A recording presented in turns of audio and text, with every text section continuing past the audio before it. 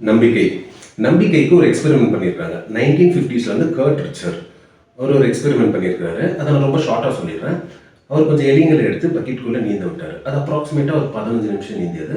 அதுக்கப்புறமா give up பண்ணிடுச்சு. அவர் அந்த எலிங்களை எடுத்து தொடச்சி அதுக்கு கொஞ்சம் ரெஸ்ட் கொடுத்துட்டு திருப்பியும் நீந்த விட்டாங்க. நீந்த விட்டும் போது அது எத்தனை மணி நேரம் நீந்திய தெரியுமா? 1 மணி நேரம், 10 மணி நேரம் இல்லை, 60 மணி நேரம் அப்ராக்சிமேட்டாக அது நீந்தியது. எலிகளுக்கே எவ்வளோ நம்பிக்கை இருந்துச்சுன்னா மனுஷங்களுக்கு எவ்வளோ நம்பிக்கை இருக்கணும். முடியாதுன்னு சொல்கிற இந்த உலகத்தில் ஏதாவது ஒரு ஜீவன் முடியும்னு சொல்லணும், அது நம்பிக்கை. அந்த மாதிரி எனக்கு யாருமே இல்லைன்றவங்களுக்கு நம்மளை படைச்ச சக்தி ஒருத்தரை விட்டுட்டு போயிருக்கோம். அவங்க முன்னாடி போகும்போது நம்ம கான்ஃபிடென்ட்டாக போகணும். நேராக போங்க, கண்ணாடி முன்னாடி போய் நில்லுங்க, நின்றுட்டு ஓகேவான்னு சொல்லுங்க. அவன் ஓகே சொல்லுவான். Believe in your self. நம்மளை நம்ம நம்பலைன்னா இந்த உலகத்தில் வேற யாருமே நம்மளை நம்ப மாட்டாங்க. நம்ம ஒரு வேலை முடியாதுன்னு நம்புகிறோம், அது முடியாது. முடியும்னு நம்புகிறோம், முடியுது.